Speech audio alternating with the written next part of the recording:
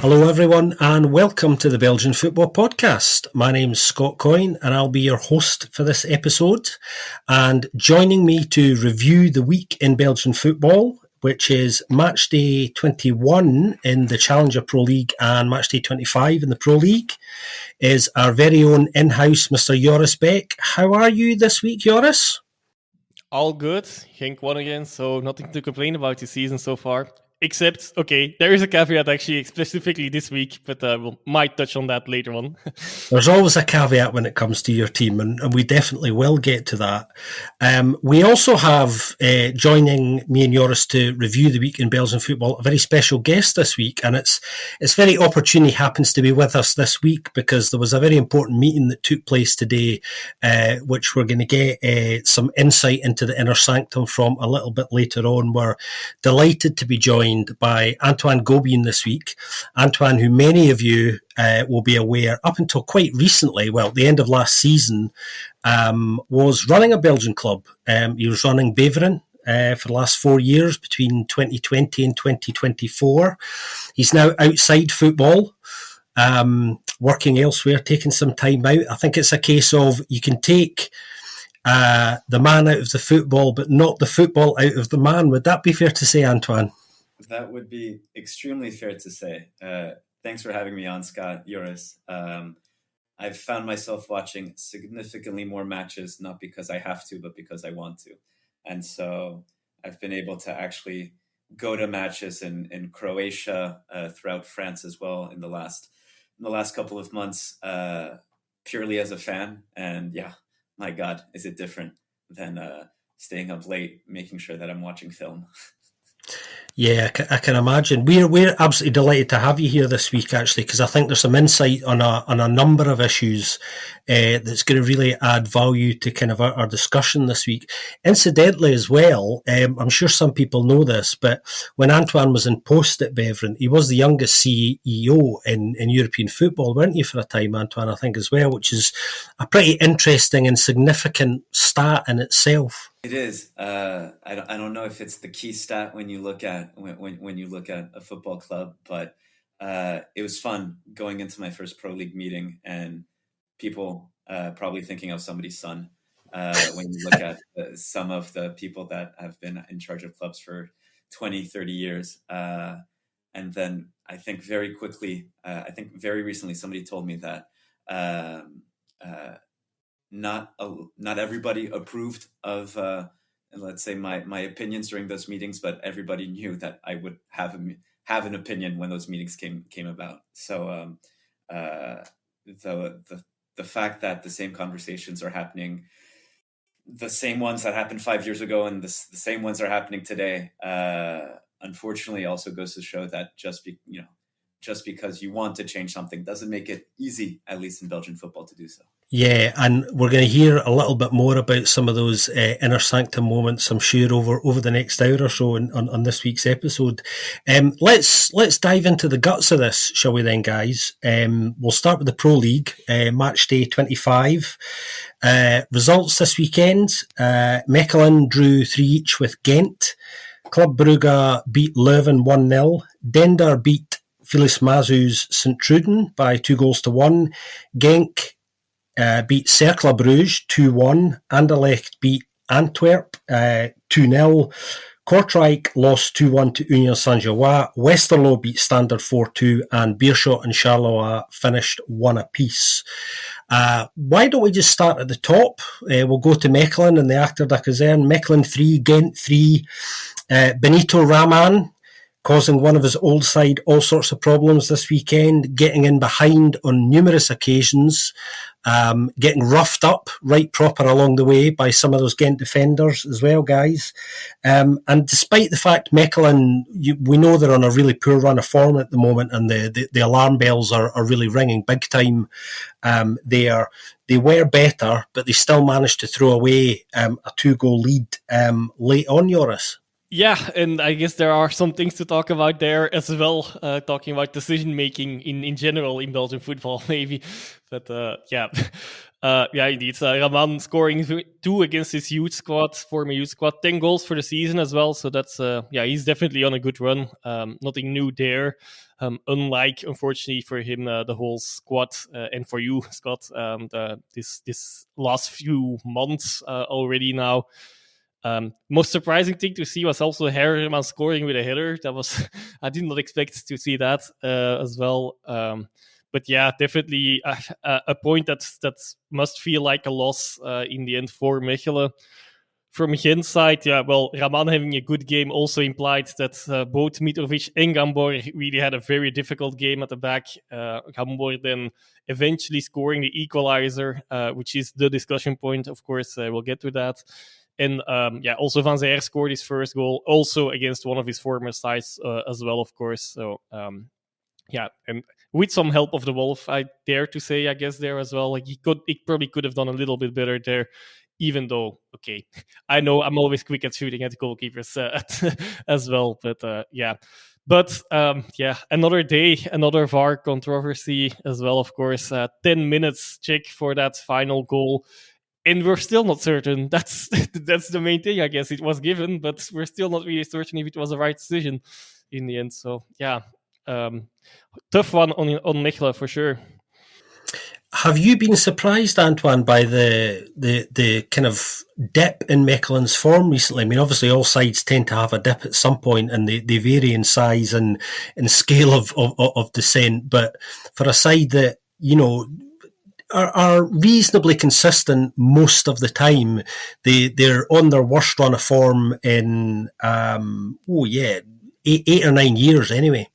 I mean, the first Mechelen match that I had watched consistently, or the whole match this year, was their away match at Dender that had the crazy second half where I think 7 goals were scored in starting minute 55, or 3 goals in extra time. It was a FIFA game, but I'm looking back a little bit at the timing of not just because he was an ex-Beveren player, but Dame Foulon's injury.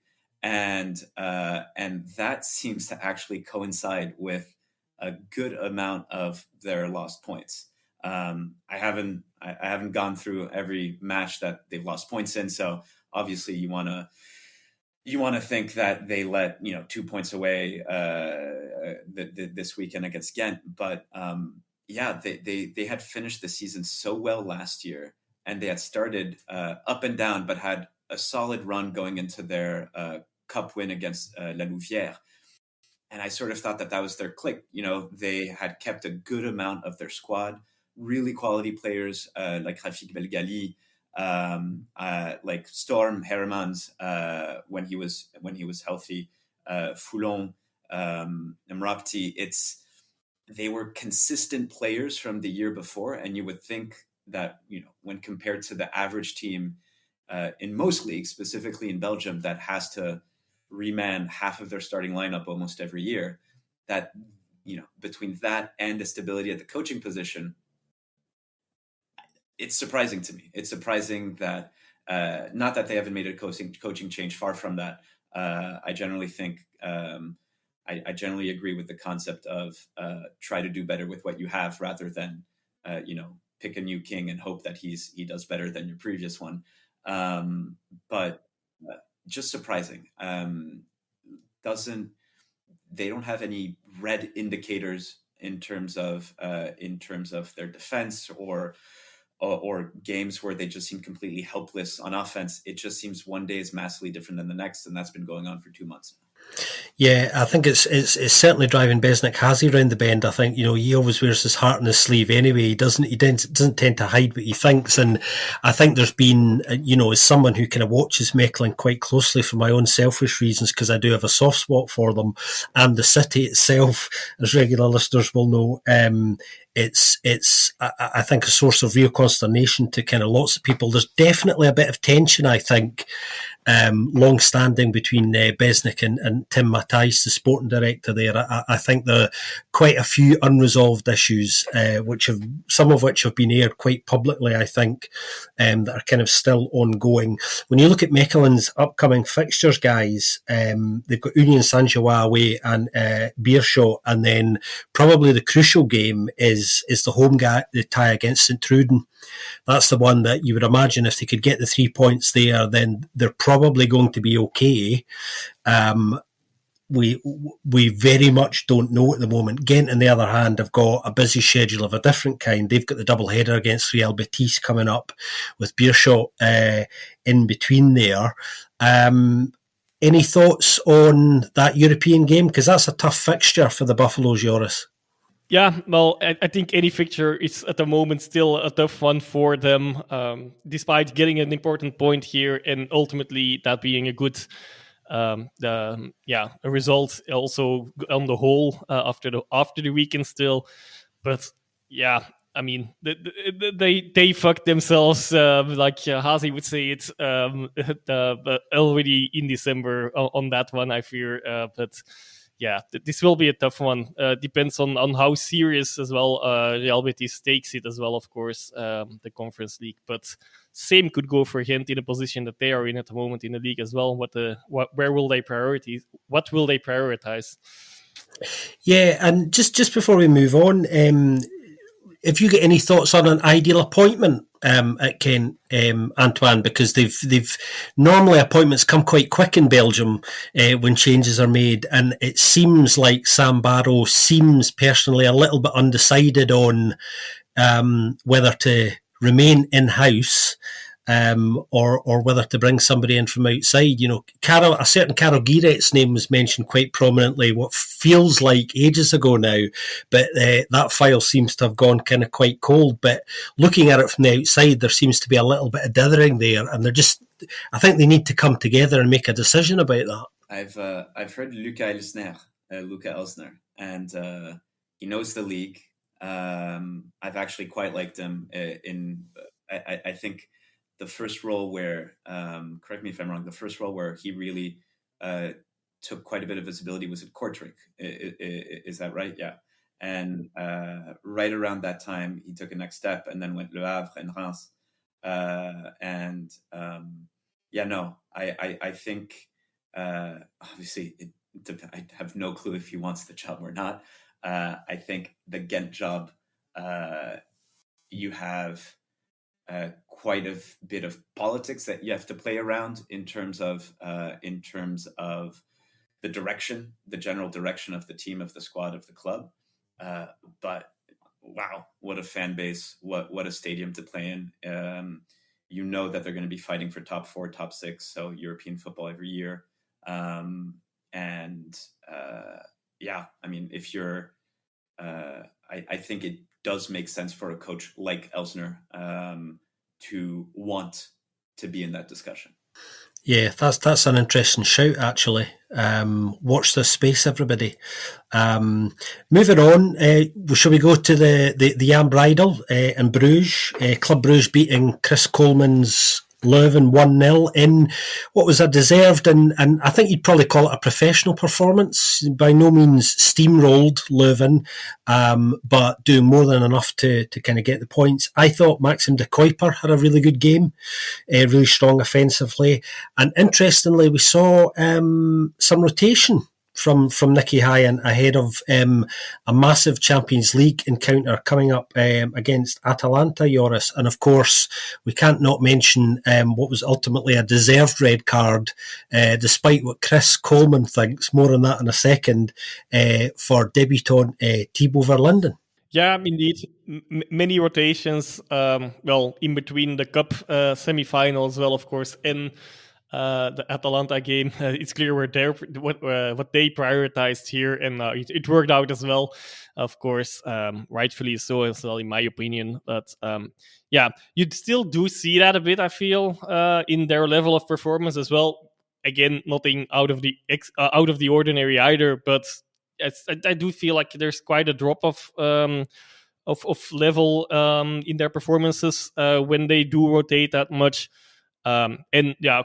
finally a win after a few weeks without one. But like I mentioned last week, it was good enough as well. And they were. I mean, it was fair enough that they didn't get wins in the Champions League, and then a little 2-week run without winning the league. Can happen. Also in the cup, in the end, they didn't win the game, but they won the tie. So I'm sure they won't be too unhappy about that. Well, not unhappy at all, even, of course. Yeah. Antoine, yeah, go ahead. Yeah, no, you just mentioned a couple of weeks without a win. Let's put a little bit of a grain of salt on that. They tied against Juve. They played an amazing 60 minutes again at Man City. Granted, it seems everybody's playing their best when they play against Man City these days. They got through. That's all you need. That's sort of all you need in the cup. I'm not just defending Nicky because he was a Beveren coach as well. Although I'll probably defend all the ex-Beveren players and coaches that we end up talking about this hour. But yeah, let's give those guys a break. They went a string of what was it? 20 matches almost without a loss. They're allowed to look ahead to what is probably the biggest match in the recent history of Club Bruges.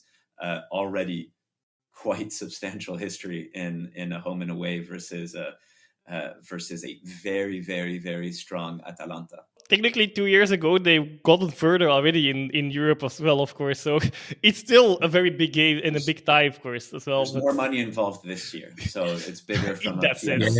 Yeah. Okay, yeah. That's a very fair point. The CEO in me says 2 years ago was 2 fiscal years ago. Fair enough. And also in recent history, you can still define that how you want, of course. But no, of course, all these points are valid. That's also why I still remain cautiously about saying that. But it been a while since they won officially as well. But it does not matter. Not the 2-0 I predicted for Leuven this week. Their run stopped, but I had not looked at the fixture list last week for Leuven. It was quite likely that it would stop that run. And I feel like they went a bit too defensively in this game. They were difficult to break down, but they didn't do enough with the counter options, the opportunities they had. But I mean, deserved win in the end, of course. No worries about that. Chris Coleman had some really interesting comments post-match, I thought. You know, he was talking about adjusting to life in Belgium because obviously he hasn't been in the country for too long, hasn't coached in Belgium before, of course, was a slight surprise choice for the role, guys. He was talking about how surprised he is he said it's a really good competition in Belgium. I've been surprised by the strength of it. I'm still getting to know it. And then the really interesting bit was, if we want to promote this competition, we've all got to get better, and that includes officials. And I think in the context of that, you know, not opening up a whole separate podcast about refereeing standards in Belgium, which might be a spin-off show for us at some point. We might do our own separate VAR review show every week, or on Patreon, something like that. I'm sure there's some dedicated followers who would listen to that. He was talking about the Verlinden decision, the red card that I think was deserved. I think Chris's point was, it's not a malicious tackle, it's purely a mistimed one. But, you know, the referee has a decision to make, and I think he got the right one in the end, I think. Do you think there's been an improvement in Leuven since Chris has come in, Antoine? I mean, I've been saying for the last few weeks, I think it's been minor, but no more than that at the moment. I'm actually in this year's Leuven, I'm actually a little bit disappointed versus the prior year Leuvens. In the prior years, you could sort of hope from Leuven to see multiple, let's say, soon to be ready Big Five league players immediately contributing, and within 6 to 12 months you realize, wow, they're on to bigger things. This year, obviously, you have Banzuzi who's injured, and that's the next big thing, but it's let's say this year's crop of next big things is a little bit smaller. I feel like this year at OHL. and I know that they went through, especially with general football market being or player sales being down overall and player purchases being down, they have had to build a team with, or let's say they've had less of a budget or less of an appetite to lose as much money as in prior years. In certain prior years, they had unlimited, it seemed, budget. The new management this year have done with fewer or with less, I believe, budget available. And I think when the financials come out, you'll realize, oh wow, for the amount that they were given, kudos. But yeah, Mechelen, I feel like post Astor Vranks, they weren't able to find the next big thing and helping them bridge that 6 or 8 million euro gap. OHL always seemed to find a next big thing. Banzuzi obviously is going to be that. But yeah, it's for me, their success is not just what the result is at the end of the year on the pitch, because if they wanted to, they could invest to be top 6, top 4, given the financial powers that are behind them. That is obviously not the objective. The objective is to be stable away from relegation, which last year they were not until the very, very end. So I guess having that little bit of cushion this year, job well done. I might be getting a little bit greedy in just wanting to see more, more players develop and more players. Do I think Emmanuel Osifo? What I've immediately said, that's an OHL candidate for next big thing. I think that's a big stretch, having seen him, having played against Cavillo last year. So yeah, I feel like I'll judge their success off of who they can, who they can create in terms of next Big 5 league players. And I don't know if you guys see who on their roster right now can next year be a key member of a Big 5 club. Yeah, I think that's a fair metric. I mean, regular listeners will know that our Ben has been on the record several times expressing his frustration that Leuven underachieve. We know they have wealthy owners who don't actually plough a lot of money into the club. I think the club is trying to be self-sufficient and sustain itself in the right ways, as kind of Antoine's describing, and they've not really got themselves into a position where they've been able to do that yet. This season they shouldn't be in quite as dire a scrap to maintain their status as they were last season, and they don't look like they're going to be part of that relegation playoff. But I'll just caveat that, because this is Belgium and there's still plenty of time for things to change. But as of this week, the alarm bells are not ringing at the moment. Speaking of alarm bells not ringing, Joris has something to say. Yes, well, of course, also the caveat, it's only 1 point so far, but between Leuven, being in that play down, of course, in the best position in that play down as well. Still, that's already something else to talk about, maybe throughout the later ends of this episode. And yeah, I also worth to mention, just he's probably not a player for the Big 5 league, but also just in general for this weekend. Lassen missed his first minutes of the season this weekend as well because of illness. I mean, he might be able to make a step up. Big 5 league, I'm not convinced about, but it was mainly the main point, actually, indeed, noteworthy. One of the few players that had until this weekend had played all of the minutes this season, has unfortunately not been able to sustain that. Yeah, you're right. It's interesting. I think there's a number of players definitely at Leuven who are possibly underachieving, I think. We shall see what happens there. Moving on to Dender 2, St. Truden 1. I thought Dender thoroughly decent this weekend, guys. Much the better side of the two. Definitely more positive, which was nice to see from them, particularly in a home fixture. I've been highlighting a lot recently that they've been quite a bit better away from home than at home, so it's nice to see them play in a more relaxed manner at home rather than playing with a low block. I think the nature of their opponent this weekend had a lot to do with that. I think they knew they had to be more positive because this was quite an important game if they could get the points, which they did. And conversely, St Truden just not positive enough. I thought Lapizan obviously coming in for his first game, showing some quite good offensive flashes, getting into good positions, trying to feed Bertuccini. He's a player who could make a difference for them, particularly when it's looking increasingly likely that there's going to be a high probability that they're going to be one of the two sides featuring in the jump-off match to retain their status, particularly after Westerlo's win this weekend as well, has increased that possibility. What have you made of Dender, Antoine? Because obviously they're a side that you saw a lot of last year. You know them well from the Challenger Pro League. Nobody expected them really to come up, including themselves, and they've acquitted themselves reasonably well, considering the expectations were pretty much zero. It's funny. Last season when they came up, they were one of the three teams that I believed could trouble us in terms of our objectives of fighting for promotion. So I was far from underestimating them. Our last match against them before that season. So I'm talking about the season where we and Molenbeek were playing until the final match for the direct promotion. The last match that we had played against them was a 5-2 win at the Freitil.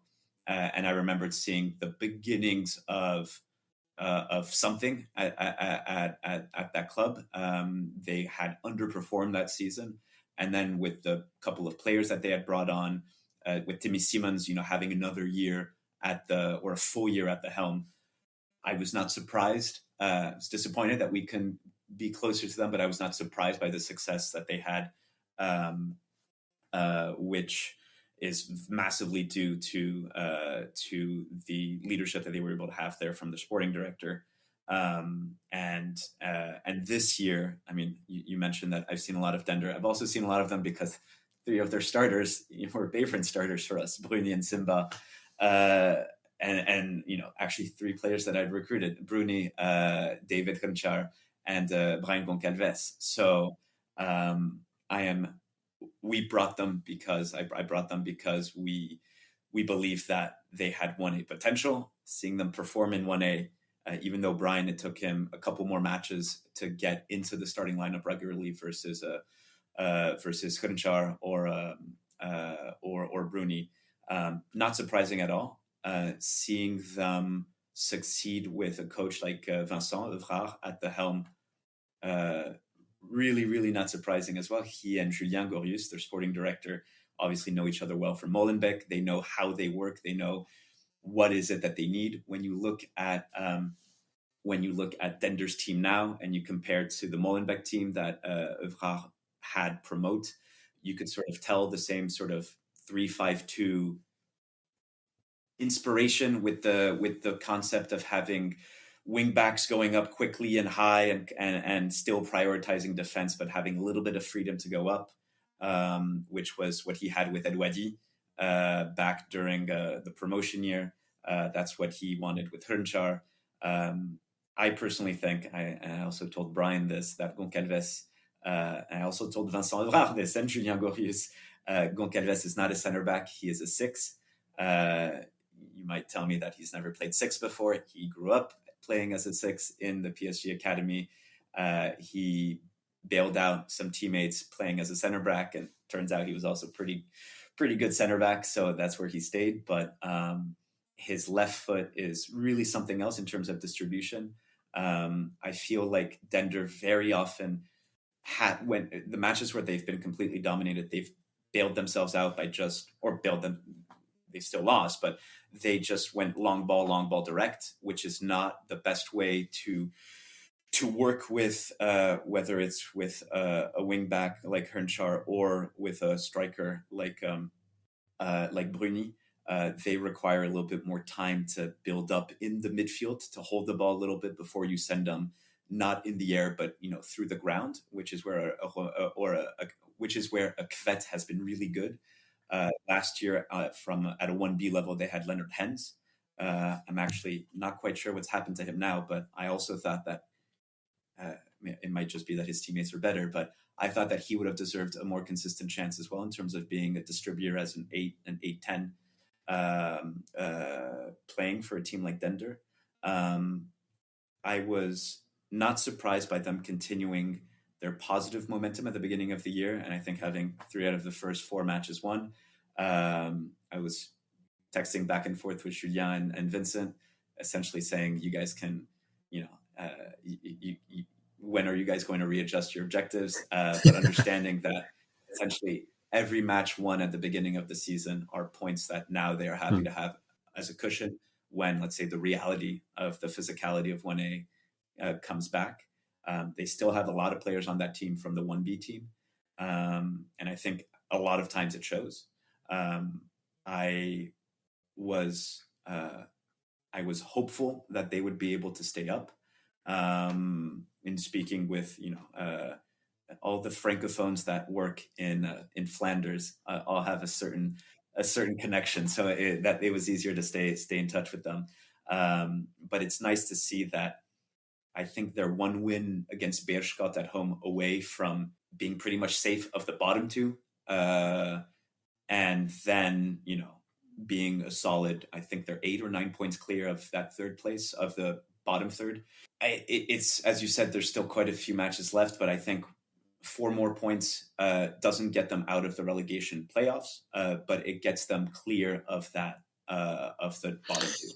And I think if you had told them, hey, you're 4 points away from that in February, they would have maybe grinced their teeth a little bit, but they would have accepted, given that they are by far the smallest budget in the league. Yeah, I was going to say, bearing in mind that they do have the smallest budget, that predetermines, that obviously they have to beg, borrow and steal in some cases when it comes to some of their recruitment, which has really been very good on the whole, which goes back to negotiate with them.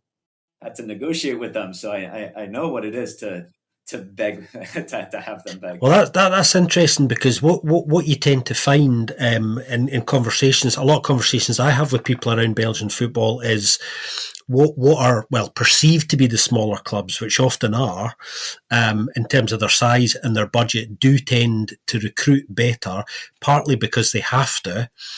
And partly because often these clubs, and I'm thinking of Dender and obviously Union Saint-Gilloise, a good example of this, although they've been doing it over a longer period, there is clearly a strategy and a plan in place that's quite clear. And that some of the other clubs, i.e. some of the bigger clubs operate differently, of course, different means of operation and different levels, but these clubs can learn things from the Denders and the Union Saint-Gilloise of this world, and it always surprises me that they continue to do their own thing, which is absolutely the prerogative, but if you're being smart and watching what's going on around you, then I think you can learn from clubs like Dender and Union Saint-Gilloise, and they've definitely impressed me. And it's interesting to hear that inside view on just how that strategy's been implemented and how it's working, because it suggests to me, and we were discussing this a few weeks ago, whether they were going to encounter, the difficult second album syndrome. If they managed to stay up, would they be able to maintain that momentum? How do you build that? And you posed the key question, I think, Antoine. When are those guys going to change their objectives a little bit and alter that? Because clearly lots of things are very right. Joris, let's bring you in here on the Canaries, shall we? I was saying to you this weekend, while this game was ongoing, me and you were knocking forth on the group chat, I was bemoaning the fact that St. Truden were quite negative in the transition in their play. There was a lot of sideway passing and backwards passing, and they looked like a side whose confidence is dipping a bit, maybe understandably, but giving away penalties again, albeit soft ones, and possibly the first indications of the mentality shifting a little bit as well. Yeah, definitely something to consider. Specifically, these penalties, they have conceded 8 most of the league so far as well. I believe it's also 4 in the last 4 games. So yeah, that does not help your case in case you're already in a relegation struggle at the moment. And yeah, it's now 5 games to make up 5 points to get out of these playdowns. Yeah, after already a bad streak. Also, Bertaccini interview again quite critical. It's been a while, but it's not the first time that's happened as well. That's not so easy, and especially the performance in general was just poor against the side who had really been struggling in the past few weeks. Despite indeed, like you guys both mentioned, like having actually a good season on the whole, but they actually scored their first goals of this calendar year in this game, and also got their first win, of course. Notably, also for Dender, they already got 31 points, which last year they already would have escaped from the play down. So all the bottom sides are, well, not the complete bottom sides, but all the teams towards the lower middle end of the table are picking up more points than last year. So it's a bit more competitive there, as we all can see. If we just look at the ranking, of course, as well, they probably indeed still need one win more. But also in general, like in a regular league, without any playoffs, like the 1 point per game ratio is like held as like the standard for escaping relegation. They would have gotten that now as well. So I also think they should be fine in the end, regardless of what is happening. They're having a really good, important game against Leuven this weekend as well. Talking about some size in that same area of the classification. And to get back to one save on in the game as well, a very important one from Verrips at the end on a la Poussin header as well towards the end of the game. Very quite similar. I also give a shout to the other goalkeeper to Kokubo in the first half. Then they were actually unlucky to go ahead earlier, and that they actually needed, indeed, like another a penalty phaser that could lead to some discussions. This week's VAR episode could have taken a while as well, but maybe let's not dive into it too much. But yeah, I'm sure we'll touch on that very soon again. Actually, Yeah, I think you're right. Actually, I think the top of the topic for that VAR spin-off will be, what is the cut-off point for making a decision? We've already seen the 10-minute VAR decision in Mechelen again. I thought we were going to be waiting all night, to be honest. The bars and cafes were closing in the Grootmark, and people were getting well discontented with the length of time that was taken. I was beginning to wonder whether technology had failed at one point, but we got there in the end. Moving on to your side, Joris, and I suppose we are continually impressed by Torsten Fink in this squad and their ability to find solutions to adversity, in this case coming back from going a goal down, and Cercle, to be fair to them, making Genk work for this actually, even though inevitably they went down to 10 men once VAR had got involved again. Poor Maxime Delang didn't really realise what had happened there until it was too late. We did see Varlason come back on, obviously, to replace him. Van der Bruggen was sacrificed. But the game was kind of gone by that point anyway. But still, 12 straight wins at home for the Genkies. But perhaps more interestingly, Antoine, the first defeat for Ferdinand Feldhofer at Cercle, their first defeat in 10. It's we had been speaking about it just before. So given that I live in Nice, I've actually gone to quite a few Monaco matches. I still have very good contact with Carlos Avigna, who is now sporting director here in Monaco and was the sporting director at Cercle. I worked in Mexico, and so we had a lot to talk about when we were both coming to Belgium and getting to know the Belgian competition. And that's one club that, despite the fact that it doesn't hold all of its cards locally, let's put it that way, in terms of decision making, has been able to keep a certain identity on the pitch in terms of the type of team. And I was curious, since you guys watch significantly more of the JPL than I do, if something that I brought up from a stats perspective actually translated to you as viewers and fans when you whether it's Cercle or other teams in the JPL. And that stat is the fact that Cercle used to be, with Caveo under Blessing, by far the highest pressing teams and the most efficient pressing teams in Belgium. And you can look at multiple metrics, but they had created a trend, it seemed, over a couple of years where more teams were pressing than prior. And it seems that this year, whereas in the previous couple of seasons, you used to have 6 to 8 teams that were consistently pressing either a high medium block or a full high block. This year, you really only have 2 or 3 that are doing so. You have Cercle, and even then, it's not all the time. And you have Antwerp and Union, and that's, I don't think you would look at Antwerp and say they're a very high pressing team. And Union, I believe it's more of a case of picking their moments.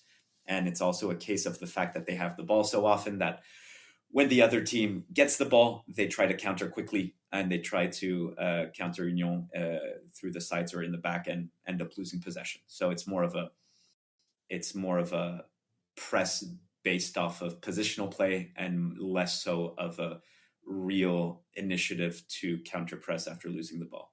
So my question to you two is, do you think there is more sitting back in Belgian football today? What do you think, Joris? Specifically about this season, I think there is a case to be made for that, for sure. Looking at also, it might also be one of the, well, maybe minor, maybe bigger, I don't know, reasons why Genk is actually doing quite well, because they are not always the best at reacting to that. We also saw that against Union specifically. They also struggled a bit against Cercle this weekend, who indeed were pressing still quite high. Sometimes Club Brugge does it as well, is my feeling. That doesn't maybe come out of the stats necessarily, but they're probably generally quite picky about when they do it as well, and then know when to time. Their game management is probably good enough to really do that in the good positions. And I mean, often it's difficult. Also, Mechelen has done it, I think, against Genk in the first. Yeah, sorry, I'm looking at it from the Genk perspective, taking it from there now. But of course, and they struggled in these opening 10 minutes there as well. Also, Genk itself definitely does it as well, though. They do wait a bit more, and they take their time to go into the game and take their moments. And that's also at least one of the reasons why in the start of the games, opponents often create a few chances, maybe score some even as well. In my opinion, that from the Genk's point and Genk opponents' view, that is not something I had thought of, but it is definitely something I could can imagine. I think it is reflected, to be honest. Yeah, I think in relation to Cercle specifically, because they were obviously one of the best sides at it. I noticed seeing them pre-season against Kilmarnock in Europe, that there was definitely less of an emphasis on the press. And at that point, because it was so early in the season, I couldn't make my mind up whether this was a deliberate tactical approach for this particular fixture, because they were playing a side who, in Kilmarnock in Europe, who were very physical. So it was a way of combating that, to try and play around that, or whether there was a conscious decision to play more football. I think the slight drop-off or change, depending on which way you look at it, of how they apply the press, obviously coincides with Miran Muslic leaving the club and that difficult first part of the season that they had. I think looking at it now, I think we can see there was a change going on that wasn't all instigated, certainly on Miron's part. Know Miron a little bit and have had a chance to talk to him a little bit about this. There were some disagreements between him and his staff, and some of the other senior staff at the club about certain on-field choices, I suppose. And Ferdinand Feldhofer coming in, although the template has remained absolutely the same in terms of the style. There have been some quite significant tweaks, I think, that they've looked to build upon. And I think some of those tweaks, I think, were enforced upon Miron before he left the club as well. And I think players struggled to adjust to that. So although they are still one of the strongest pressers, I think they have consciously adjusted their style a little bit and have looked to do that.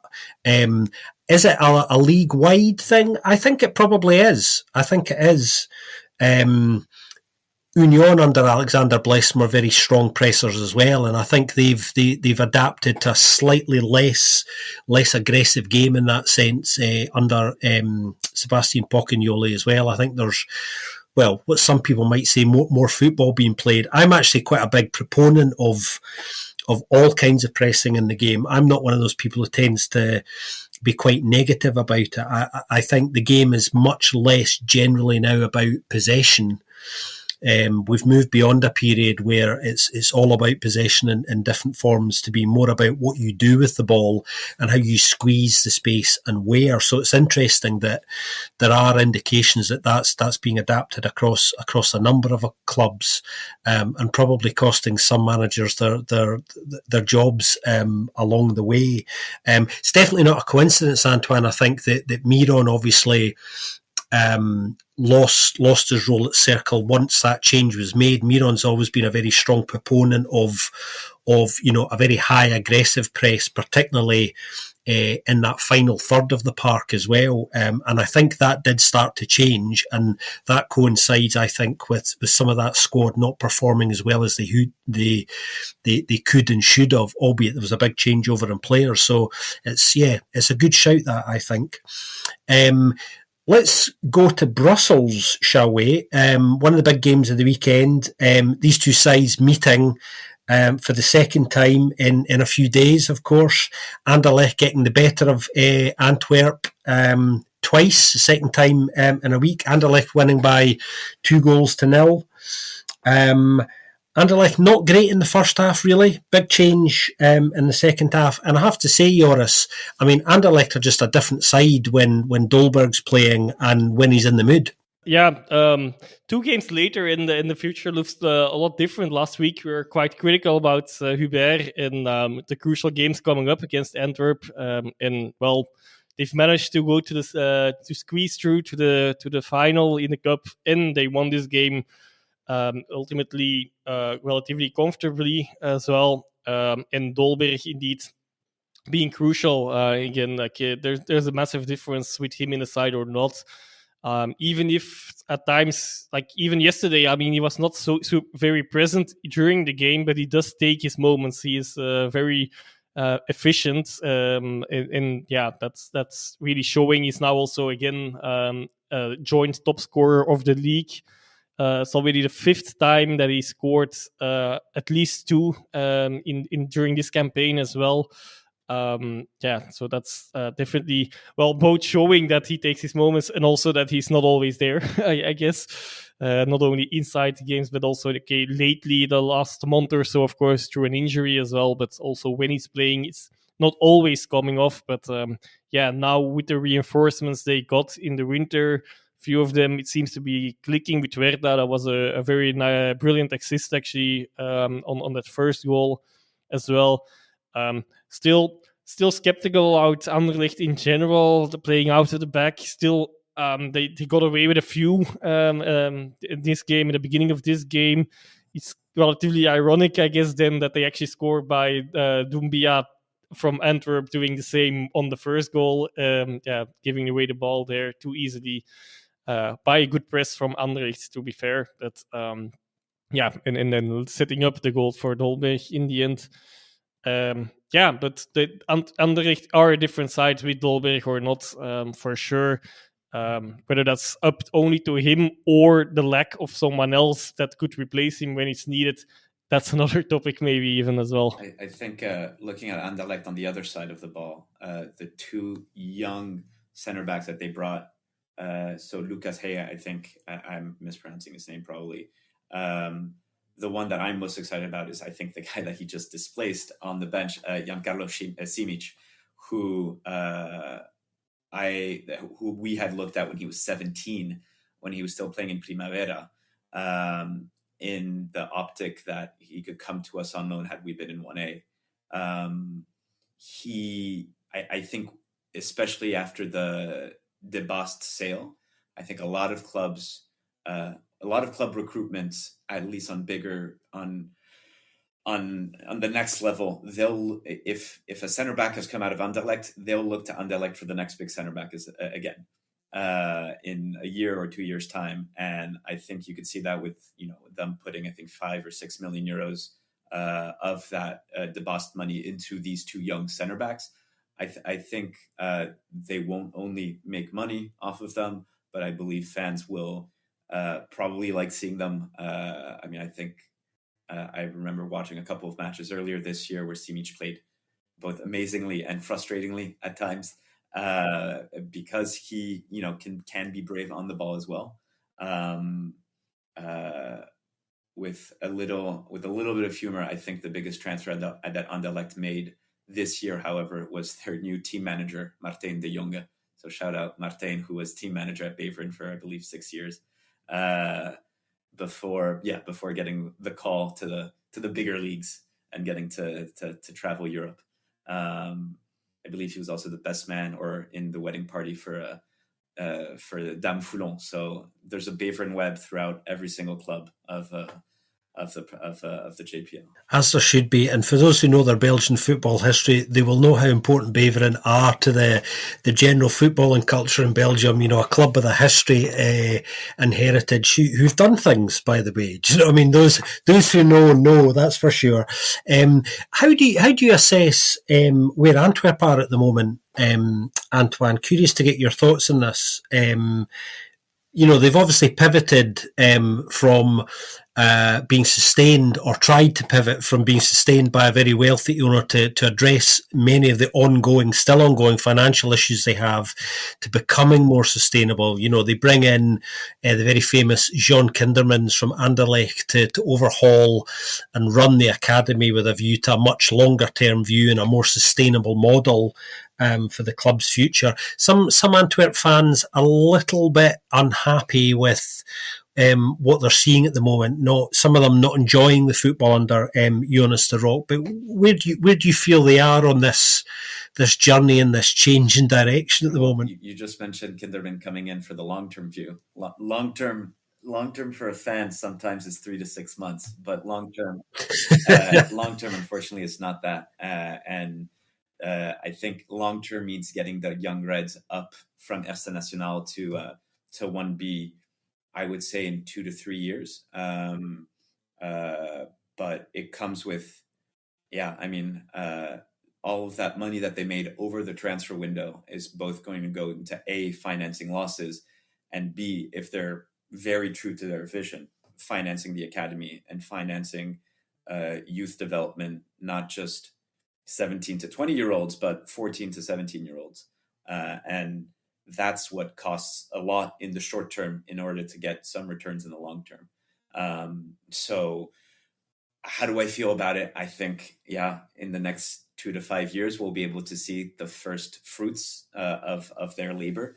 And it's unfortunate that you can't see it before then. I think to your Antwerp fan, it will seem that last summer and this winter was a massive fire sale in order to lessen the blow on ownership's pockets. I think that looking forward into the next year and probably a couple of transfer windows, they have the financial backing to not just have to sell because they have to sell players. It does seem that they're selling anybody that has a good offer, though, and there's no firm, like an Olympique Lyonnais texter saying, we had an offer for Cherki, but we didn't sell him even though it met our requirements. I don't know if meeting a threshold these days at Antwerp will automatically see you go, or if, it'll lead to a conversation about, hey, actually, this is why we're not going to let you go. So it's, they were a easy top 3 candidate the last couple of years. And so if you're a fan and seeing them now go down to very potentially not making the playoffs, that is obviously going to be a disappointment. If the choice is to smooth into the Club Brugge model, which is hopefully academy first, and then you see the fruits of it year after year after year to a point where the club is now financially sustainable before player sales, as long as they make the Champions League, obviously. Thank you, UEFA. But if that, that's not going to come overnight. So frustrating for me to say you're going to have to wait, but you're going to have to wait. Be patient is often what I say to Antwerp fans when I'm in conversation with them, particularly those that are grumbling about what they see at the moment. Any thoughts on Antwerp this week, Joris? Interesting stat. Tell me if you've got this one. I think you probably will. Antwerp haven't managed to keep a clean sheet in the league since October, which even passed me by until I saw that one today. I have a similar one. It was in the same vein. Only 5 clean sheets for them this season. So, the latest one coming in October then. Which is a big difference with the last few seasons as well. So, that's definitely something that has changed for them. Lammers is doing well in goal, though, so I'm not going to put anything on him there. But just in general, as a team, they are not defending as well as they have done in the past. It seems to indicate. And for them, of course, opposite story as for Anderlecht this week, of course, that the receiving end of the blows out of the cup. When they were very nearly at least the prolongations at overtime, and then and like I mentioned, a bit ironic already that playing out from the back actually cost them dearly this Sunday instead of Anderlecht, where it also could have happened. It wasn't their week. Yeah, and before we move on, just a couple of things on Anderlecht. Obviously, they've got Fenerbahce coming up in the next few days in the Europa League. A tough tie. Last week we were saying that they had managed to slightly screw up Europe after having a great first half of their campaign. The second half, put them in quite a difficult position in the end, hence this tie. And also the cup final. Obviously, they've set up a cup final now against Club Brugge. We don't know when that's going to take place or what time of day yet. We'll find out soon. But last week we were speculating about Hubert's position and not doing that well, really, when you look at the bigger picture. Obviously, making that cup final can change the complexion of things. Anderlecht success-starved. Winning that final is very, very important, not only to David Hubert, but I think to that club to show some tangible signs of meaningful progress, isn't it, Joris? So that's huge. Yeah, they've also not won a cup in almost 20 years now, I think, which is for the biggest club in Belgium still quite some time. I'm not completely certain. I think it's around 8 to around 9 in that region. So, okay, maybe 15 years is closer to the truth. Still a long time. But against Club Brugge as well, of course, who also still are chasing a cup win. Not as big as a championship, as becoming champion as well for them, of course. But it's been a while, so they really will be up for that game. Good that they maneuvered themselves in the position to play against Club, and in one game everything is possible. But I wouldn't bet on Anderlecht, to be honest, in that tie, given the recent ties against Club Brugge. But, of course, with the caveat, once again, Anderlecht is a bit different also in player material now than even I at that think time. it's been a Club and Anderlecht haven't met in the final, I think, since 2015, something like that, which also is the last time that Club won the cup. So if you're a Club fan, you may or may not choose to see that as a bit of an omen. We'll find out, and of course, hopefully we'll have a special episode in the cup final a little nearer the time, where we can delve a lot deeper into both clubs in relation to that big game. Speaking of a club that have won the Belgian Cup very, very recently. Union Saint-Gilloise going to the Gulden Sporen this weekend, beating Yves van der Heiger's Kortrijk by 2-1. Here's a stat that will break the shelf, guys, most times. Kortrijk haven't beaten Union Saint-Gilloise in the top flight since 1910. Yep. I mean, admittedly, Union have been out of the top flight for a long time, but even still, that stat is just unbelievable. Union on their sixth consecutive win domestically, and in truth, they were just too strong for Kortrijk. And this result had I think an air of inevitability about it, didn't it, Joris? I was going to say, I don't think they'll be given an opportunity to beat Union in the top flight for at least another year. Probably a lot longer, the way things are certainly looking at the moment. Definitely possible, indeed. But yeah, of course, that's also Kortrijk itself also hasn't been always in the top flight either. So I guess it's another reason. But okay, still don't want to take away too much of that stat because it's just too good of a stat, I guess. But yeah, Kortrijk, not really picking up any points after Van der Hagen came in, of course. That's 7 games under him, 2 points they've got out of that. But maybe they found their striker in the centre back Beveren, who now scored twice in his first 2 games for Kortrijk, which is quite ironic that, of course, it's a defensive reinforcement. He's scoring the goals at the moment for them.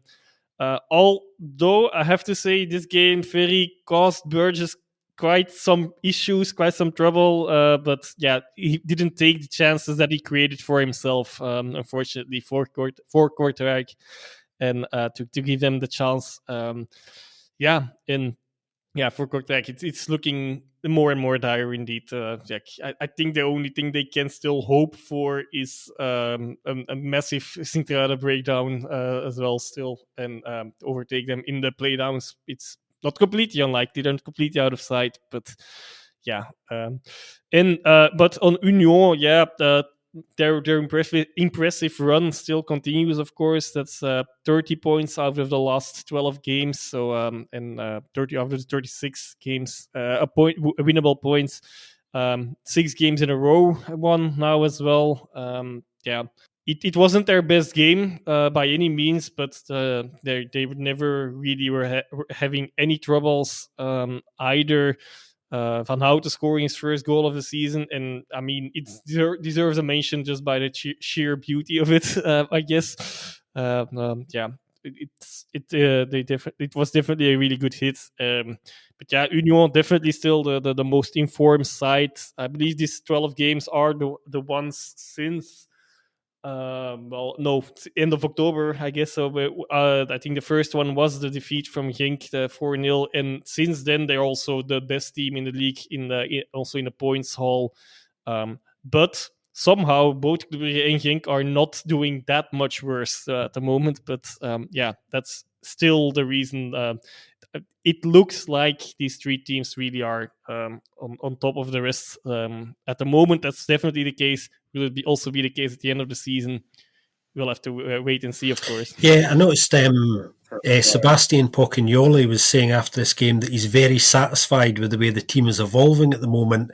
How have you seen that evolution over the season, Antoine? Because obviously the first third of the season was really quite tricky for Union. Yeah, I don't know if it's European matches and balancing the schedule, if it's losing a good amount of firepower as well and replacing it by younger players. And now when you start seeing the last sets of a couple of months, seeing a player like Franjo Ivanovic develop into the striker that he is, it's super interesting to watch him. And as the French commentator call him, the Fusée Fusseini. It's funny. I generally actually watch the Dutch language commentary just to try to keep up my Dutch as I can.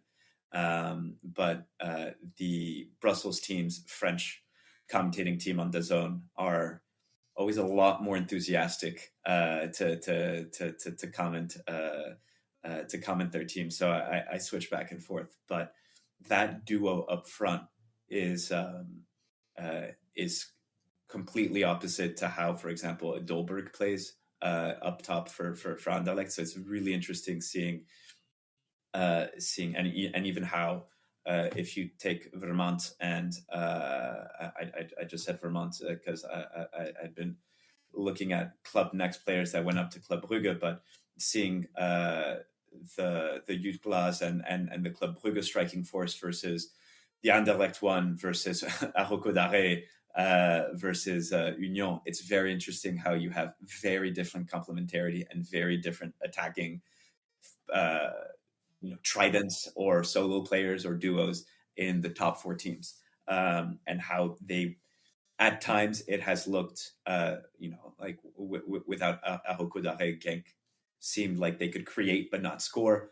For Anderlecht, as you guys had mentioned, with and without Dolberg, it seems at times Jekyll and Hyde. I think for Union, it was getting 2 younger players adapted, and their adaptation, the fact that it took them 10 matches, and how they're the best team in the last 2.5 months, goes to show A, the potential that those 2 have, B, the very solid scouting group that Union has with them, and also C, they now have more money to invest. And so versus 2 or 3 years ago, where they were taking out jewels from 3rd or 4th division Germany and making a 200,000 euro player into a 10 million euro player, 10 million euro player. Now, when you look at an Ivanovic, they put 3 million on him. Fuseni, I believe a couple as well. So those are, it's difficult when you have become specialized in scouting at a certain level to then to realize, wait, we can go shopping for higher quality players or players that are further along their development path, because in the end, your goal is to find Premier League quality out of all of those. So it's just a matter of where you catch them at that development path. They don't have to go for the very unearthed diamond like they potentially had to before, or like a 1B club has to, or like a club with absolutely no means has to. They could go for 1 or 2 rings further on the on the ladder, and as of now, they haven't had at this point, it's not even a 2nd-year slump, a 4th-year slump. They're performing as if they were a top 3 club in Belgian history for the last 50 years. Yeah, and I would add, it's funny or like interesting also to see that they still do it as well, because Promise David they got in Estonia. I mean, that's still the example of what you mentioned, like what they would need to do in the past few years. I'm not sure. Okay, of course they had some other striking options as well. So if he wouldn't perform, then maybe that would not be too bad for them. But still, even that one seems to be a hit as well, with 8 goals and 2 assists so far. So very well. We can talk about them forever, I believe, in their scouting. That's we've done that, and we will do so in the future. I think it's our weekly chance to remind everybody that Union have probably been, I'll get this in a T-shirt at some point. I might as well. Their recruitment has been consistently the best in Belgium for the last 4 years across the piece. I think they've proved that again by staying the course and being patient. I think with their choices, particularly in the early part of this season, where they hit some bumps as they readjusted to things, but they held fast to their strategy and are definitely getting the rewards for that patience now, and arguably are kind of peaking and performing at their best as we approach the playoffs as well, which obviously is a difficult thing to get right. Moving on to Westerlo 4, Standard 2. We thought this might be quite a low-scoring encounter, Joris. Were we wrong? Westerlo two wins on the bounce now, finally getting some rewards for generally good performances, something we've been criticising them for up until kind of quite recently, playing very well but not getting anything out of games. That wheel seems to be turning a little bit. And for Standard, whose defence has been, kind of the bedrock of most of the success that they've had in different ways this season, particularly poor this weekend. But having said that, Westerlo are a bit of a bogey team for Standard. Standard haven't beat Westerlo in 8 meetings now. What do you make of Standard season, Antoine? Because obviously Ivan Leko and the very likeable Fergal Harkin, both operating really with their hands tied to a large extent. It's a difficult ask captaining that ship and under the circumstances that they're working with, isn't it? You're saying hands tied. I would say they've gotten their hands chopped off pretty much. When you look at not just that club, but the other clubs in the portfolio of their ownership group of 777, it's extremely difficult to try to find stability amongst chaos. And when you look at article after article about what's happening above them, and locally, leadership, they're trying to shield their club, their players, their employees, their colleagues from the rough weather that's above. At a certain point, it becomes extremely complicated, if not impossible, to operate. The fact that they have so many points is, I believe, a minor miracle. It's generally, when you look at the amount of goals that you score, I mean, if you look at Genk or any of the teams in the top 6 right now, actually, Ghent doesn't prove my point, but pretty much everybody has at least 1 goal per point. And actually, Union and Ghent are right around that 1-to-1 ratio.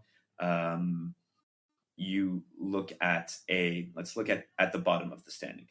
STVV or Kortrijk. Kortrijk also has 1 goal per point, so that means every goal that they score has brought them 1 point. STVV have scored way more than points that they have, meaning they probably have mediocre defense. Yes, if you look at matches, you will realize that it's not their offense that's a problem. But it's mind-boggling that Standard have gotten 35 points from 19 goals.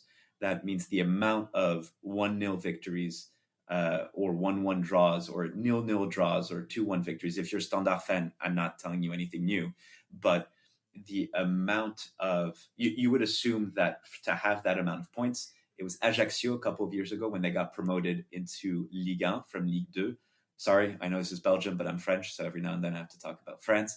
But Ajaccio had scored fewer goals than matches. I believe they had scored something like 30 or 32 goals and they got promoted, or something, a ridiculous stat like that, because they had conceded 12 in the whole season. Standard is a little bit like that, except they have a massively negative goal differential for a team that is just a couple points away from the promotion playoffs. So when you look at just at that, and then if you take a deeper look into the, let's say, a little bit more advanced stats, they should be fighting against the relegation playoffs. So, when you take everything that's happening around the club, and when you look at just how neutral their offense has been, they have the highest percentage of long balls played. They have one of the lowest percentage of long balls completed played, meaning that they are just kick and running. They have a high number of crosses, but not a high number of headed goals in. They don't have a high number of goals from set pieces. So it's not like they're taking advantage of extremely, extremely dangerous situations. I don't believe they have too many penalties. They have a high percentage of high quality shots, except they don't take a lot of them. So they're just not able to get into the box. And they are, I believe, safe from relegation, which, if you were to ask most of the management, I think at the beginning of the season, they probably would have said, yes, absolutely. Just get us to safety and, please let us have smooth sailing on the pitch. They take it. It's frustrating because it's Standard, and obviously Sclessin is a dangerous place to play at, and is a scary place to play at as an opponent. And yeah, it was predictable that they wouldn't have a sexy season. I wouldn't have predicted this. What did you make of that game this weekend, Joris?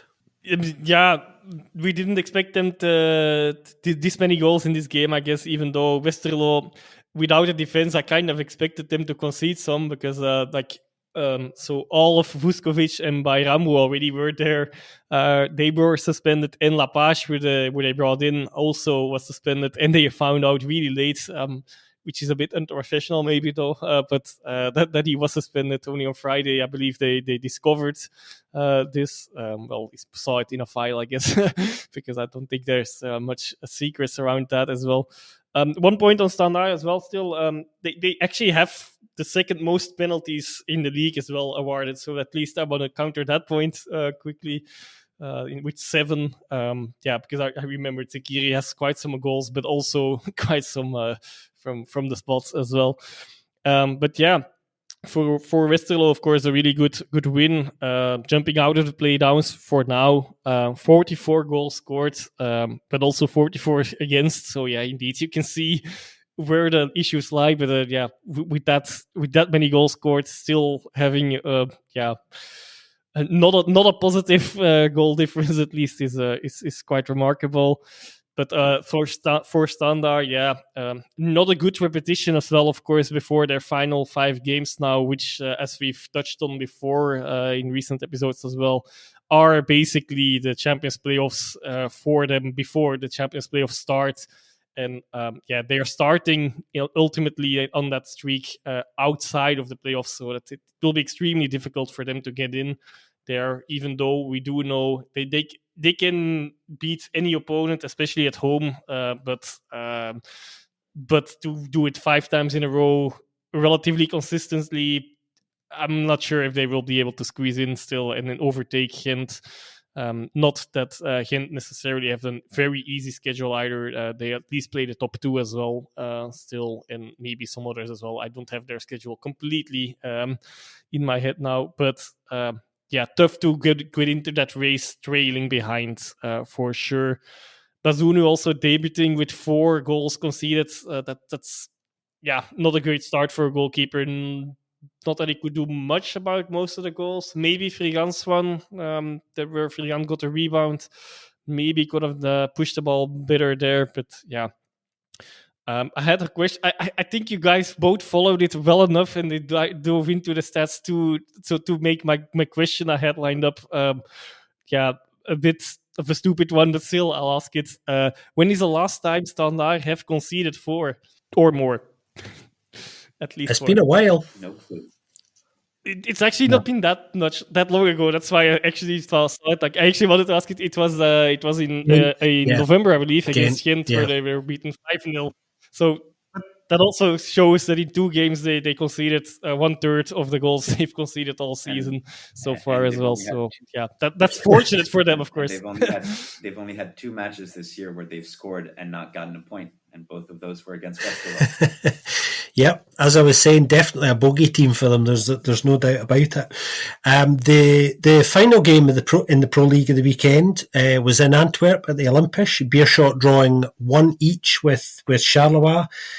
We saw a debut goal, Joris, for Beerschot's new striker, Dyson Redan.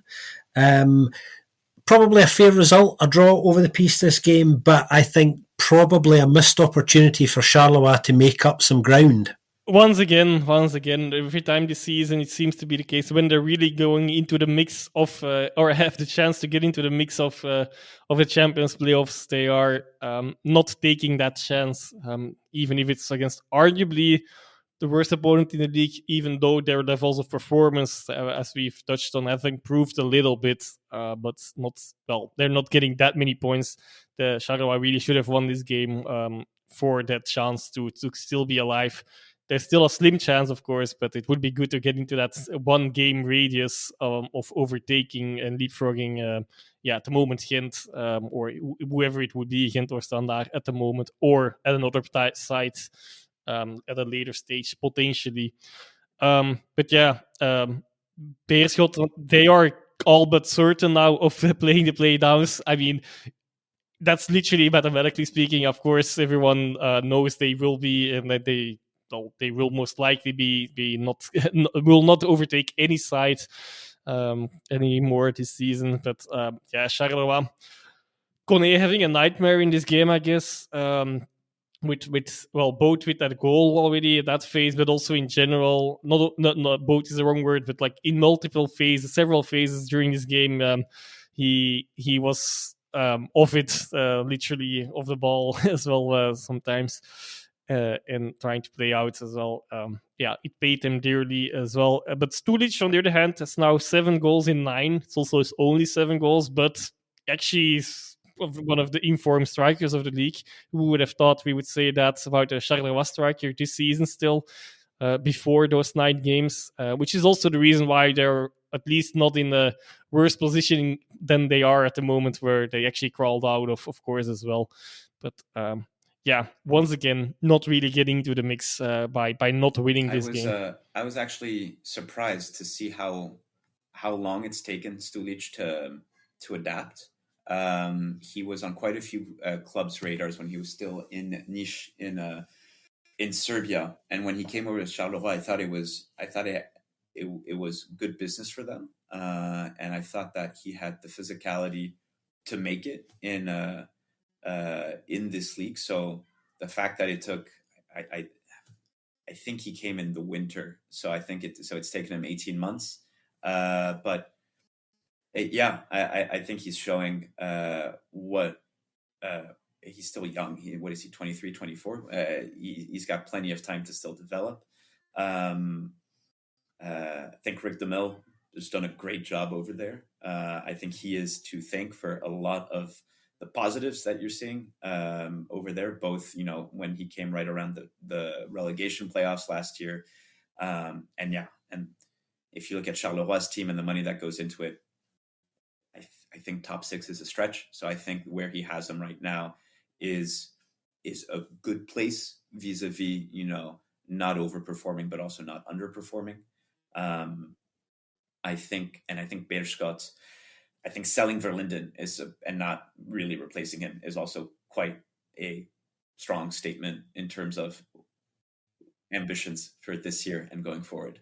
And did Verlinden probably want to leave because it's not fun being on a losing team match again, and his skill set is better for a team that has the ball like they did last year in 1B and being able to be more of a offensive dynamiter and not necessarily have to backtrack and make 90% of your sprints being back towards your own goal.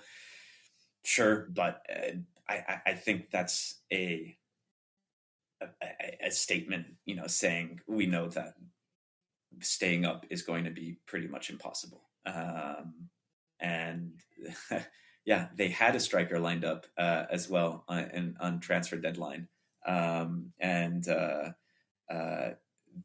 That striker apparently failed his medical test, which unfortunately was not, from my information, was not necessarily the case. And he was not necessarily told why he did not come to Beerschot in the end.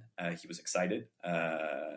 He was excited to be in Antwerp and to get to prove himself there. But I would say, the team is 1A this season. I'd say that they potentially don't have quality decision making to build that 1A team up.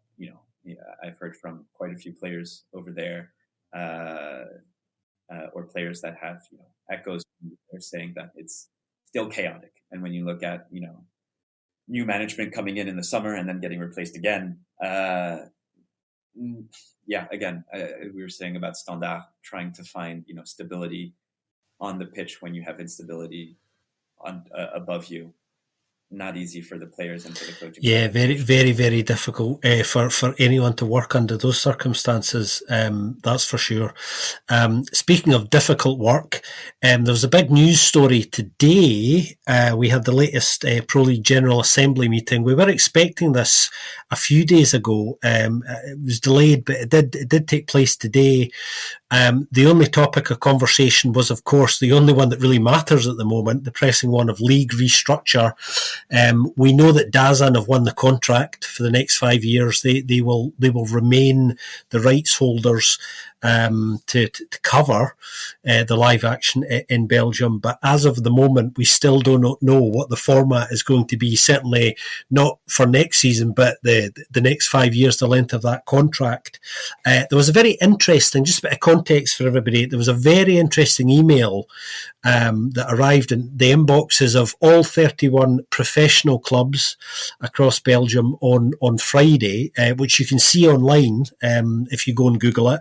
That was countersigned by the G5, the current G5, of course, who are Club Brugge, Anderlecht, Antwerp, Ghent and Genk. The gist of the email was, we need to get real about fundamental restructure of the game to be taken seriously. But also recommending that the clubs agree to one of the two options that the Pro League have on the table at the moment, which was the European model, which at the meeting today was not voted upon because the K11 clubs made it quite clear that there was no support for that, so there was no need to take that vote. Essentially, that European model is quite similar to the model that's been adopted across European football, which has been kind of quite successful. My own view on this, and I'll be keen to get your views, guys, on the European model.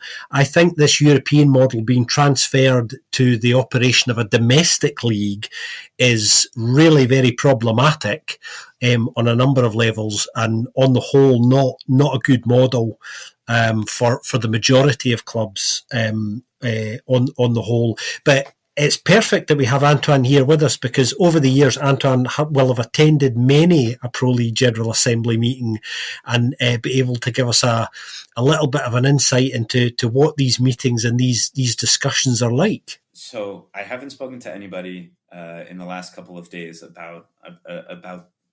I saw this email in the news as well.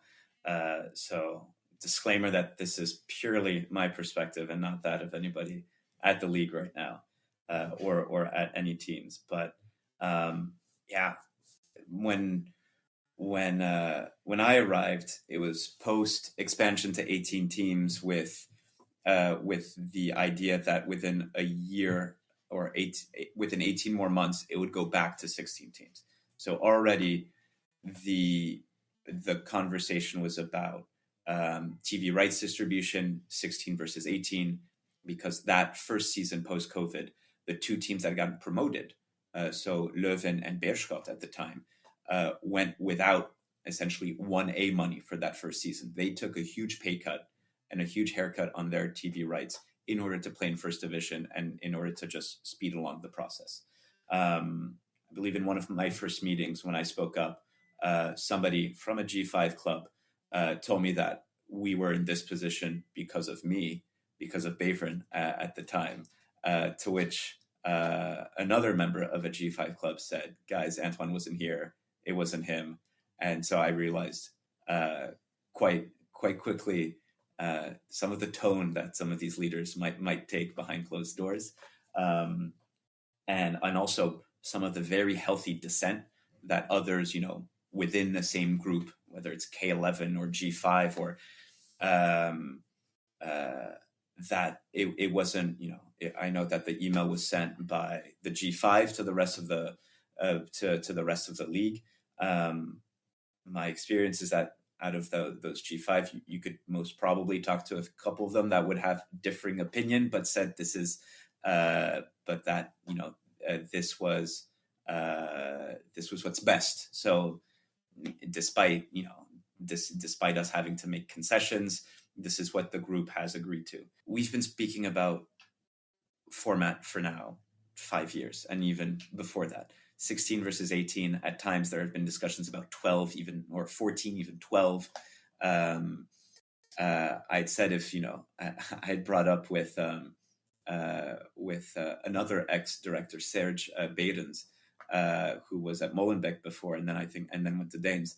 But we had brought up the idea of, hey, if Belgium's going to go all out in terms of being the hipster and the disruptor in European football, why not just have 24 pro clubs, similar, or whatever the amount, similar to Holland, strict license, but every year you have Group A, Group B, and you play 12, or you play against 12 teams, or against you play 12-team league or 14-team league, round robin, and then the top two go into the semifinals against each other, and but essentially every year you have, and we knew it was impossible because the Big Five want to be able to have with 100% certainty matches against the other Big Five, because that's the big ticket. And our thought exercise was more as guys, let's try to think, if we're saying that we're going to be thinking outside the box, let's do it. Let's actually have a discussion rather than paying a consultant group to come up with a solution that is paid for by the Big Five. With all the respect that I have for the work that they did, I told them as well when I was interviewed by them that I know that they came in with an agenda, and I don't blame them for it. I'm still friendly with those guys to this day, but yeah, the conversation around the Beneliga, which was still trying to get pushed into the press and into the public eye, and it even made its way into French papers talking about Belgium and Holland merging. Nobody in Holland was talking about a Beneliga. It was just certain teams who wanted to push that agenda. So this is nothing new. Obviously, you do need more than just the Big Five or 7 clubs to agree to it. Having a formula that limits the amount of big matches that clubs like Kortrijk or Beveren or Molenbeek or Zulte Waregem, limiting the amount of matches that they potentially have at home, imputes on a big revenue stream for clubs like that. Zulte, I think, in first division had 10,000 fans coming to most matches. Us in the 4 years that I was there, our biggest match, our sellout, was the cup match against Antwerp, and our hope is that once Beveren is back in 1A, you could have at least 2 to 3 matches like that. Antwerp, Club Brugge, and probably Anderlecht. So those are substantial budget items, and for a Club Brugge or an Anderlecht, obviously a match at Beveren is a grain of sand, but for a club like all of those clubs ranked, let's say 12 to 20, 12 to 22, you don't want to have that chance taken away from you. So that's also one of the ways that you recruit players, saying you're going to play against European caliber teams, and this is how you get eyeballs on you from scouts. One of Koya Lipu's best matches was our cup match against Union Saint-Gilloise, where I think he hits the crossbar on a scissor kick, but even though he only had a handful of opportunities on ball, you see the runs that he's making now on Lens in terms of into space and defensively were the same runs that he made against Union that match, where we had 30% ball possession. So there's no way that a majority of medium-sized to small-sized teams would vote for a formula that limits the amount of matches. What I find entertaining is the supposed negotiation over the amount of playoff matches. 6 versus 4, or 6 teams versus 4 teams in the promotion playoffs. The only teams who care about that are the top 5 teams in Belgium.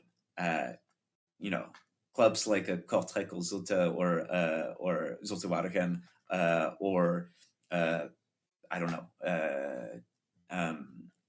us, Beveren, Beerschot. We don't care about what happens in the top 5. If you guys want to limit your amount of matches, limit the amount of playoff matches. And then the conversation goes into, well, that's what the TV distributors are paying for. So somebody needs to make a concession, some group. Nobody's willing to make it. I know the hope for the last multiple years has been that, well, we'll have more TV rights to redistribute. So maybe one concession we can make is lower the amount of teams, but increase the distribution to the lower ranked teams so that it sort of softens the blow of getting relegated. I warned against that because I saw what was happening in France and saying, if you guys expect, a lot of times people were talking about the plus 25 or 30% bump that they saw in Holland and saying, well, Holland is very similar to Belgium, so we can see that. That's false because the Dutch market had locked in their rights before the the boom in TV rights broadcast. So they negotiated from an already low space into let's say, what was fair value. I haven't seen the exact numbers now. My understanding is that it's very close to the existing contract, and if there's a deviation, it's towards the smaller side and not the larger side. And I know that the conversations in the Pro League were about budgeting for plus 20, hoping for plus 20, plus 25%. There were talks, and it was quite public, talks of trying to match Holland and reaching the 100 million mark, etc. I was labeled a pessimist, and I said I'd rather be a pessimist and wrong than be an optimist and wrong. So it's unfortunately the same conversation. At no point will the smaller teams or medium-sized teams agree to 14. I think the route, the only route is going to be if the hope is to limit the amount of matches for the European teams, it'll be to limit the amount of playoff matches, maybe see the top 6 teams enter the cup one match later, eliminate home and away for the semifinals of the cup.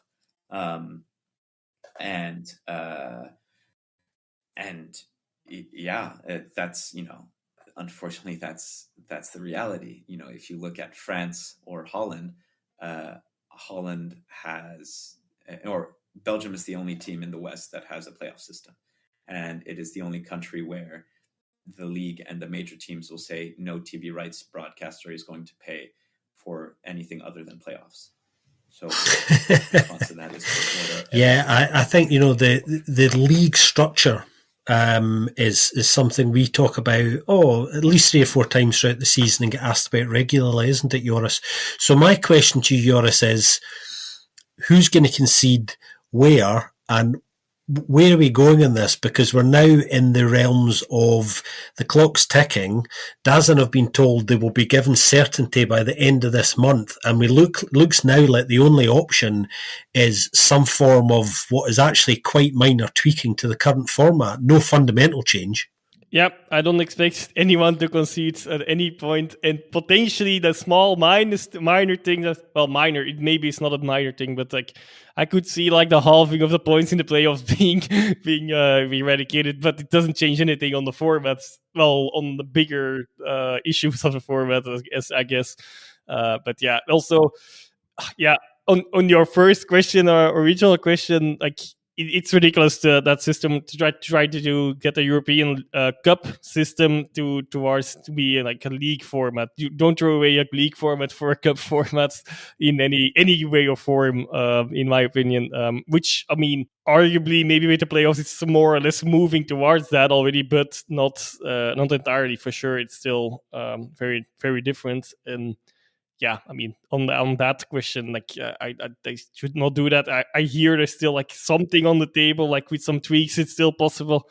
Please don't do that. I know I'm talking against my own club here, but also I dislike that whole thing of the G5, or actually in this case it was a G6 for some reason that signed it, which is also the first time it's actually G6. That they have more voting rights and just in general, and especially in again taking it to my team as well. But Genk should not forget that they themselves were as recently as in the 90s still moving between first and second division as well. So they've been one of the smaller sides. And ultimately, that goes for every side, of course, somewhere throughout history. But I guess in Genk's case is the most recent one of those bigger clubs. Although Standard is having, well, whether they're in or not, because that's the sixth club there, floating a bit now, are actually on the way down indeed of that. Yeah. Difficult. But like, just this whole concept is it sits wrong with me. Yeah, I guess. I think it's a case of watch this space. There probably will be another meeting in the next 10 days or so, at least one more before the end of the month, where hopefully a vote can be taken. If not, expect 2 meetings. But yeah, to be continued is very much the message on this one. Before we go this week, we are going to cover the Challenger Pro League as well. Going to touch on some key things there this week. Results in Matchday 21 in the Challenger Pro League. Lommel lost 2-0 to Club Next. RFC Liège lost 1-0 to Frank Moran. Patro Eisden beat Young Genk 1-0. Molenbeek beating Anderlecht Futures 1-0. Eupen losing 3-1 to Liers. Serang losing 2-0 to Beveren, and Ral thumping Lokeren 5-0. So the bigger picture, Zulta are still top. Feels like they've been top for forever. They pretty much have this season. They've got a 4-point lead over Molenbeek at the moment in second.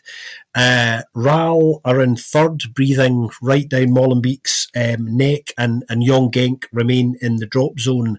One thing I think to maybe get both your guys' thoughts on, Lommel dropped down to 11th now, only 1 win in their last 10, 8 defeats in there. Only 6 points above the drop zone now. I mean, I think it'd be fair to say their season's over. No playoffs for them, staying in the division and kind of regrouping for next season. And of course, still coachless, not made a new appointment yet there as well.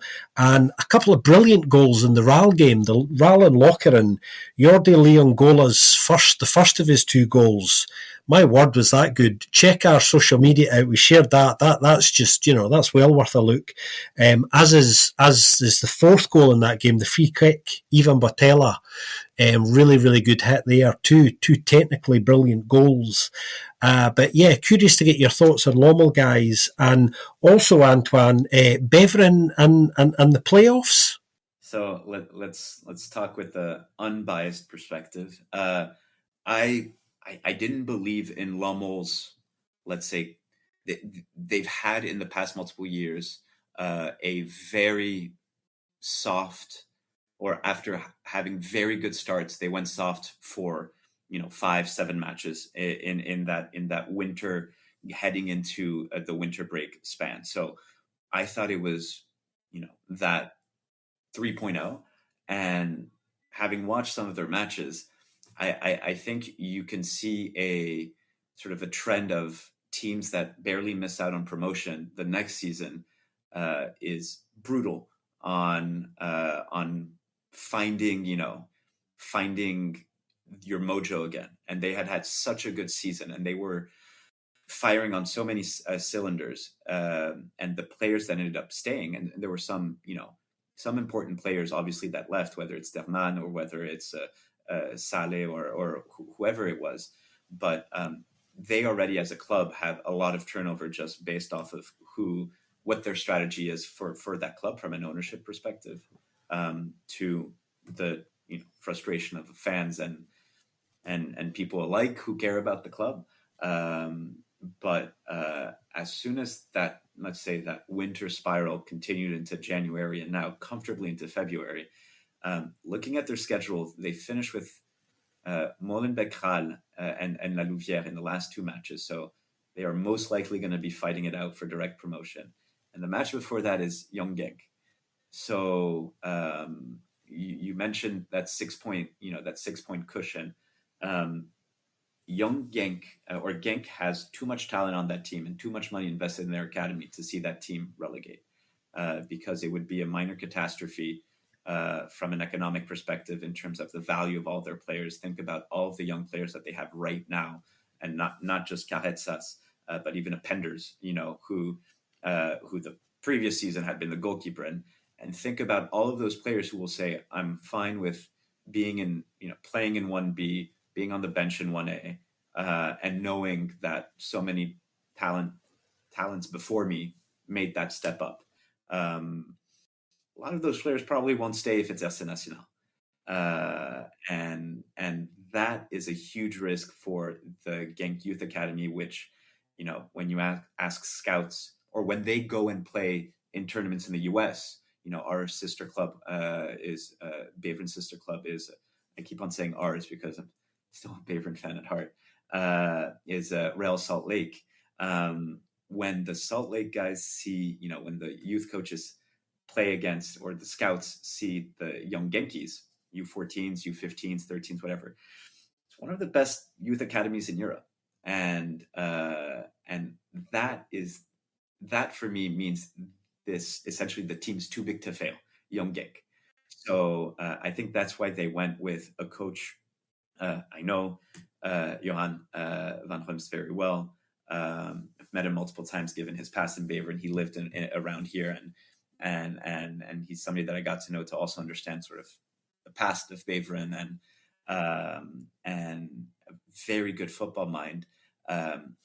But he's never been fully at an academy in this context. You need to save us from relegation. So that for them to go out for him and not just a pure youth coach who's there to develop talent, I think also shows the need and the urgency in their decision making in terms of no. We're going to prioritize staying up in the league because it's worth millions and millions of euros for us. In terms of Beveren, I think when you look at the other clubs that are underperforming in the league, and for me, you look at the squad list of an Open, and at the beginning of the season, you probably think that's a top 3 team. You look at at some of the players as well, and the squad, and the strengthening of that squad at Patro, and you think top team as well. You look at Lomo and you think, with all the talent, they're going to figure it out. I think that Beveren went into the season essentially saying, if we can fight for playoffs, amazing. If we can, we know it's been a very clear messaging that this is going to be a little bit of a transition year, and we're going to do everything we can to obviously win as many matches, but the goal is to be smart about how we approach the pitch and approach the club. And they've done exactly that in terms of doing more with less. Now, the concept of giving chances as well to young development players. I think you can look at the roster for the match against Soran. Not too many young players there, but they went with their. When you look at the roster on its whole, there's some mix, but there's no. It's far from a Lomo, which is just going to put 6 or 8 players of U21s, or even Soran, where you had 4 17 and 18-year-olds. You have a lot of 1B experience on that Beveren team, and do they play? Or that's the Soran match, and also the 3-3 against Genk were entertaining. Or the first half against Soran, the second half result was secured, so it could sit back a little bit and play counter. There's been a lot written about it being the worst attack in the league. Sure, it's also the worst defense in the league. I think management did a good job in trying to fill in the gaps, bringing on Mertens and De Schrever.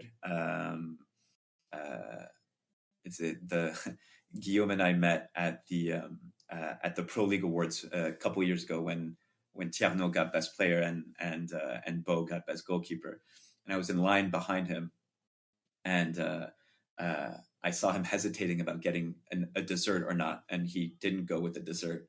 And I told him, "Good job."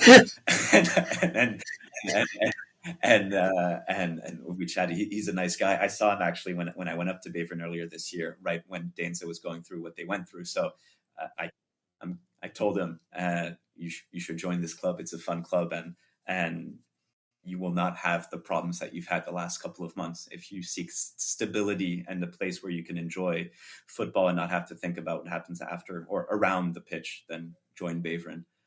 So I'm glad to see him. I texted him as well to congratulate him on the 2 assists this weekend. But I think that the longer they can keep the pressure and the focus away of we need, playoffs is a must, playoff is a must, I think it's slowly becoming a very real possibility. Obviously they're 7th, but Club Next can play in the playoffs. So right now they're the jump off team. This weekend is a 6-point match against Luc. Luc, that is not the same team as last year. I think it's going to be a very closed off match. I think 0-0, most probably, with both teams being afraid of getting a counter goal after, the 60th minute. And I hope to be wrong and see Beveren. Well, you heard it here first, Joris. Antoine says Young Genk are too big to fail. I know the alarm bells have been ringing for you because you keep a close eye on this as well. So it's interesting to get Antoine's insight in that, wasn't it? Yeah, but I'll see. We'll have to see anyway. I still feel like they maybe made the change too late. But okay, nothing decisive to be said about that at the moment yet. I did notice Antoine showing off his Dutch there with saying luck instead of Liège, of course. Ik probeer, Joris. Doe mijn best. Even when you don't need to anymore. That's nice to hear. But, yeah, it was noticed, of course. But yeah, Lommel, that's 6 losses in a row, and 1 point out of the last 8 games to break down Scott's stats from the beginning of this conversation even more. Yeah, I mean, they indeed. I'm not sure if Young Genk will overtake them, and I think that would be needed. Well, definitely it would be, but they could be in a relegation scrap for sure. Though I'm glad that part at least it has been brought up. Yeah, at this rate, it's steeply going there. And if that were to happen, then I would even also say that might, well, even go even more into the doomsday stories and say that might be the end of Lommel in his current form as well. Yeah, similarly maybe to Young Genk, also with the stakes being quite high, and if things fail, it's quite of a catastrophe for them if that were to happen, of course. Yeah, that's definitely something to keep a kind of close eye on. Antoine was right to mention that the Genk Academy is definitely one of the finest in Europe. I find myself actually bringing that up in conversation kind of quite a lot when they ask me about the youth scene in Belgium. That point that the academy at Genk is, we can argue the nuances of perhaps what the best academy is, but you need to keep it silent anyway. Nobody, the outside world doesn't necessarily need to know.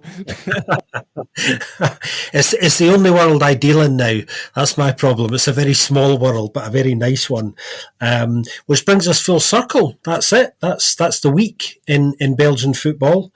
Thank you for joining me, Joris. I hope you enjoyed yourself. I think we've had a brilliant time this week. I definitely enjoyed our company as well in the nice new form of Trident we had.